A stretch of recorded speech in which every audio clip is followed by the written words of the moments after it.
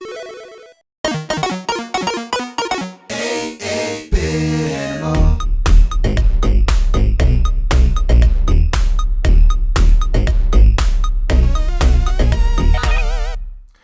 you doing, good people? This is the 8-Bit Animal. In 1954, the first Godzilla film was released. It was directed by Ishiro Honda and distributed by Toho, who still owns the property to this day. And the Godzilla films basically defined what a kaiju film is, what a giant monster movie would be. And for years, Godzilla, over the years, there were more monsters introduced.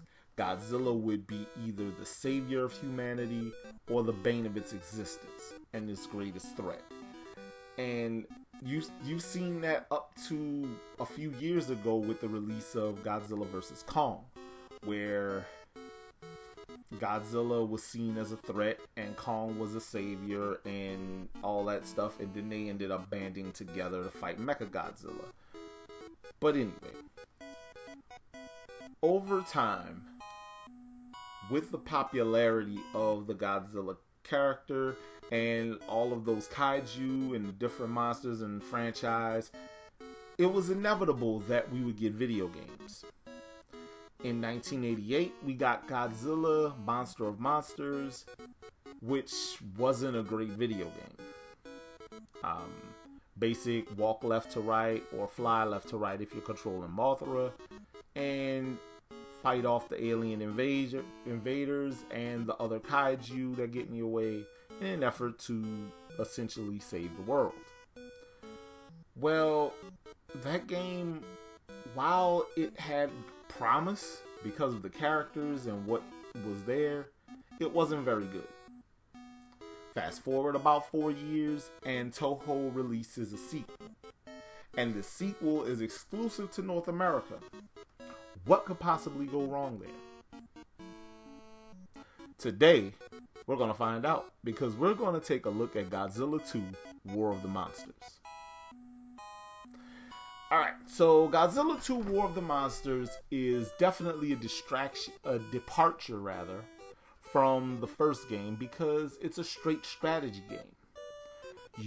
The game takes place on this giant grid defined game screen that represents different parts of Japan.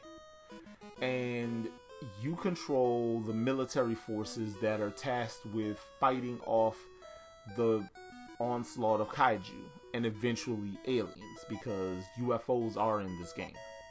And you fight some pretty notable ones, including Godzilla himself, Baragon, which is a kaiju that burrows underground and makes himself invincible, hides or whatever.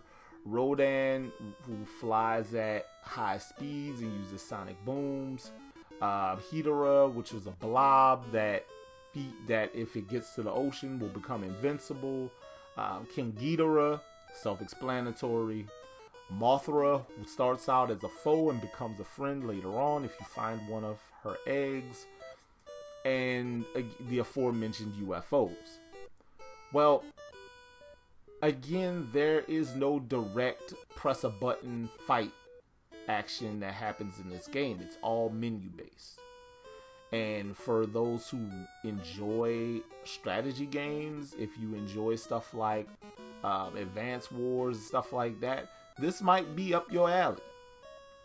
I don't know if it was necessarily for me, but this is an interesting game. It's an interesting strategy game. You have to build your resources, build whatever you need to defeat the different monsters. You need radar trucks, for example, to make sure that Baragon can't hide underground. You need an A-bomb, and you need to get that A-bomb to the ocean before Godzilla gets to it to blow it up, to beat Godzilla. You have to keep Rodan away from volcanoes, things of that nature.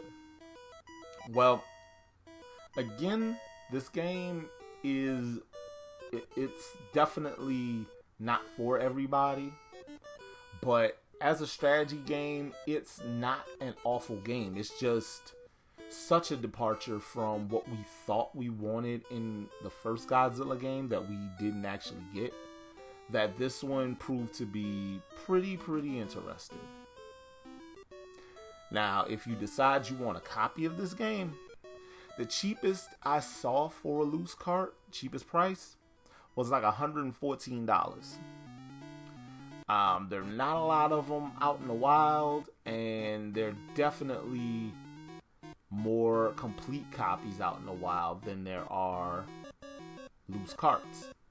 And said complete carts go for about $300.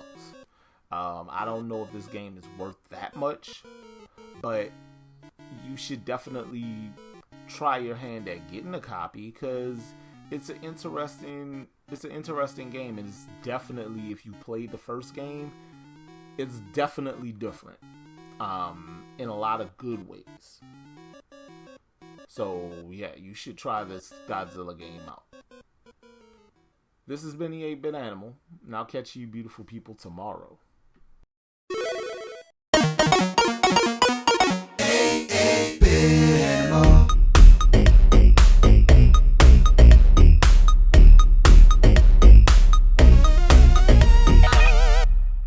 Tomorrow, yeah, it's RC Pro-Am on boats with machine guns.